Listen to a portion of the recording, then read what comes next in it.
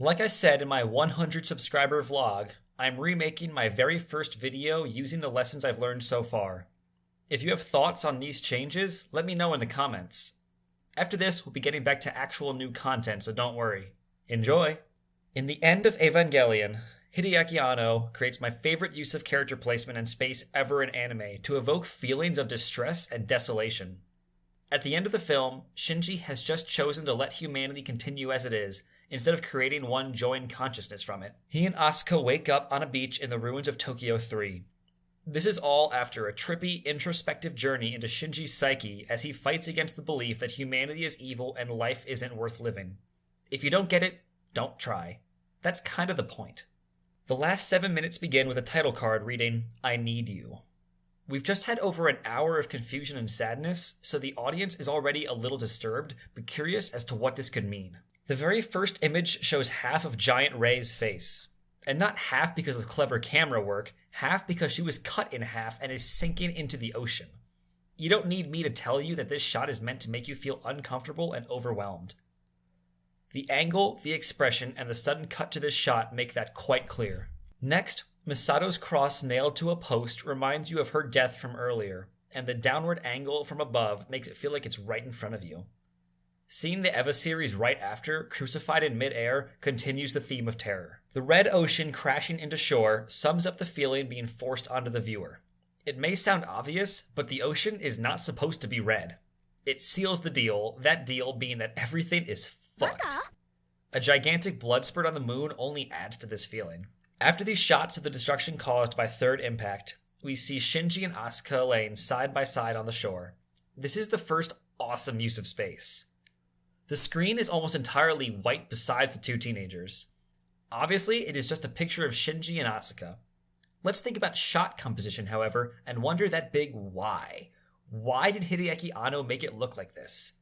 Well, having Shinji and Asuka paired so close together, with so much negative space around them, subconsciously makes us think of them as close in this moment.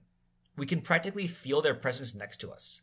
And the surrounding space gives a feeling of loneliness and uneasiness, just as these two are probably feeling right now. The next shot, however, reverses the effect by simply zooming in. We see the hands of the two next to each other.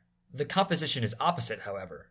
Shinji and Asuka are as separate as can be now, with the sand that we've determined represents the unknown world that our hero and heroine have emerged into between them. This feeling brought on by this shot is also an antithesis in what it says about their relationship. Seconds ago, we had the feeling that they were together in this madness, but now we're reminded of how distant they must feel.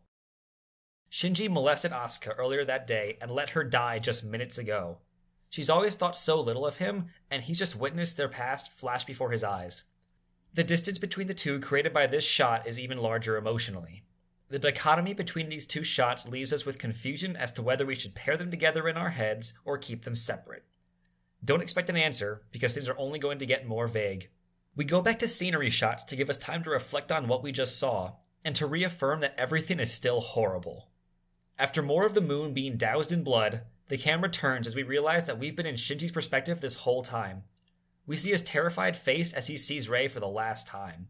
At this point, we've moved past uncomfortable and entered the territory of agonizing. We next see Asuka lying down from a strangely close angle. Shinji getting up in the background keeps us on our toes, as we know that Hideaki Anno will throw anything at us to keep us feeling unnerved. He never wants us to settle down, and things are only going to get worse from here on out. The next three scenery shots remind us how bad the impact of, well, third impact is. The red ocean signifies nature being messed up, the bent light posts signify the works of man being messed up, and repeating the moonshot shows that even outer space has been affected. The most messed up part, however, is yet to come. After these scenery shots, we see Shinji and Asuka again. Shinji begins strangling Asuka, and the meaning behind that is for another video that explains the previous 80 minutes of End of Evangelion. What we care about here is more of the first shot's themes, isolation. We see Shinji and Asuka in the foreground, but behind them we can see the ocean stretching out to the horizon, the gargantuan Eva series sticking out of it, and the endless expanse of space going to meet the ocean. The feelings of loneliness and terror come on even stronger as we realize exactly how widespread this destruction is. None of this comes from exposition or dialogue, it's entirely visual. That's the magic of cinema, people. The pair of shots when Asuka stops Shinji from choking her is really interesting. A common method for dehumanizing a character is to obscure their face, and in these shots, Shinji and Asuka take turns appearing as only hands. I take this to show that it's not just Asuka stopping Shinji from hurting her, but some greater force. Perhaps his realization of all that has happened? And not showing Shinji doing the strangling could be suggesting the weight that has been on Asuka her whole life and how it contributed to her death. For the final significant shot, we get an uncomfortably long take of Shinji weeping before Asuka finally looks at him. And when I say uncomfortable, I mean it. We see Shinji tremble and Asuka stare up for 22 seconds straight before anything happens.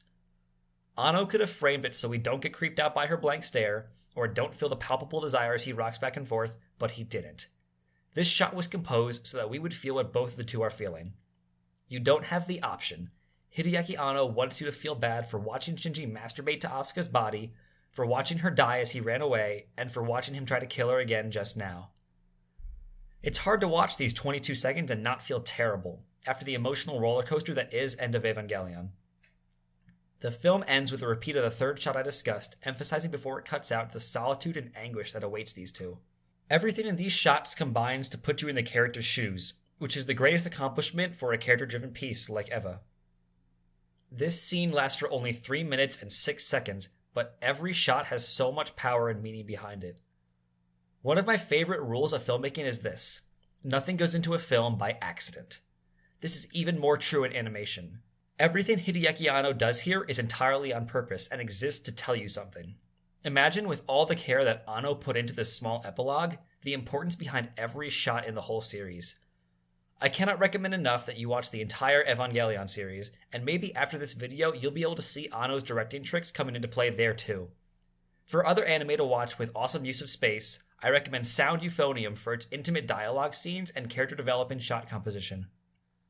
I also suggest 5 centimeters per second, which is filled with countless wallpaper-worthy shots and brilliant use of negative space. That's all for now. I'm Jim Jam, and I'll see you next time.